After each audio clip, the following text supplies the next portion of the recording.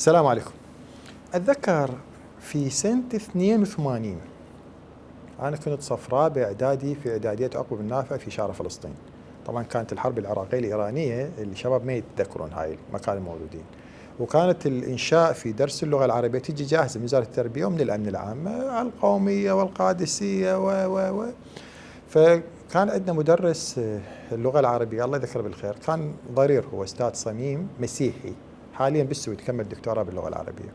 قال نسوي على الشرف العربي، جايتنا انه على الشرف العربي، فانا سويت انشاء على الشرف العربي وربطتها، يعني انا من 15 سنه يعني ربطتها بالشرف العربي بمعركه كربلاء، ما مريوده، بس الحسين اجى حافظ على الشرف ان الذي يقاتلكم تقاتلوني وما للنساء عليكم من خلاص، ما لكم علاقه بالنساء، فقال لي عيد هاي الجمله.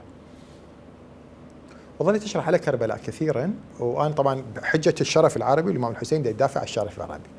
كملنا، اجانا احد الاخوان اللي في شارع فلسطين ذاك الوقت، يعني ناس بعيدة عن الدين وبعيدة عن هذا الخلاص، قال لي أنا سامع عن الحسين بس ما أعرفه، هسه عرفت أنه أكو شخص وهذا شو يصير من الرسول.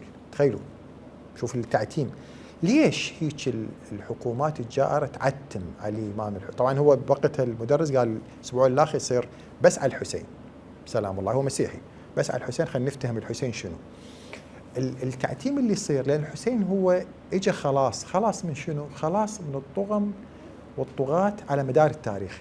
فكل طاغية، كل مجرم، كل ظالم يعتقد الحسين هو مهدد إليه، والحكي بيناتهم حقهم، الحسين مهدد إليه.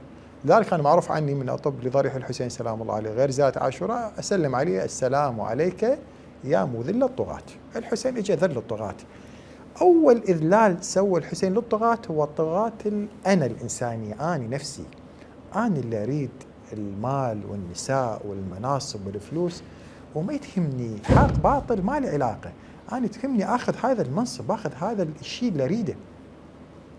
حسين قال لا، أنت تضحي بنفسك لأجل المجتمع، مو تضحي بالمجتمع لأجل نفسك. بالتالي أنت من تشوف ظلم كل ما تسكت عليه، ما أسكت عليه زين، مو أنا انقتل وأني أتأذى وأني عائلتي، يقول لك إيه هو هذا الحسين، هو هذا طريقي. فلذلك شوف على مدار التاريخ مجرد هي راية على، ونتذكر احنا كنا في عهد الطاغية، راية تخلي على الإمام الحسين على بيتك تهدد الطاغية. ضريح الحسين بالتاريخ 19 مرة هدمت ضريح الحسين سلام الله عليه. ليش؟ لأن الناس يحاربون الناس تروح للزيارات. هسه أحد الطاغية سجنوا وقتلوا، أحد المتوكل قطع الأيدي، قتل الناس، سوى فلوس، كلها ما فادت. ليش؟ لأن هو القضية مو قضية تروح إلى مرقد، لا، تروح إلى طريق الحسين سلام، طريق الخلاص اللي خلصك من كل تبعات هذه الدنيا، فأكيد يحاربك. مجرد التسيير على طريق الحسين راح تكون قوي. أعتقد بكل تجرد هذا الموضوع، طريق الخلاص وطريق الحسين جيد يعطي قوة، جيد يعطي اندفاع. شفناه بالحرب الأخيرة اللي صارت بين الكيان الغاصب بين الإخوان بالجمهورية الإسلامية الإيرانية. هاي الحرب ال 12 يوم شوفت لنا إنه الناس اللي عندهم إيمان وعقيدة بطريق الحسين لا استلهام غريب. يعني شنو دولة محاصرة لمدة 46 سنة توقف بوجه كيان غاصب؟ بس لا حبائي، كان غاصب وكل الدول الغربية والاستخبار الأوروبي والأمريكي كله وراه، وصمدوا ورجعوا على اللي يريدوه إيران. وهم يقولون إحنا قالها السيد الخميني رضوان الله عليه، كل ما عندنا من عاشوراء.